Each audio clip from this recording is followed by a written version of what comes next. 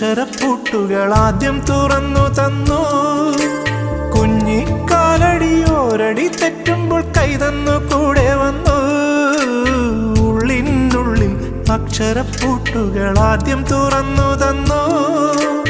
കുഞ്ഞിക്കാലടിയോരടി തെറ്റുമ്പോൾ കൈതന്നു കൂടെ വന്നു. ജീവിത പാതകളിൽ ഇനി എന്നിനി കാണും നാം. മറ്റൊരു ജന്മം കൂടെ ജനിക്കാൻ പുണ്യം പുലർന്നിടുമോ, പുണ്യം പുലർന്നിടുമോ?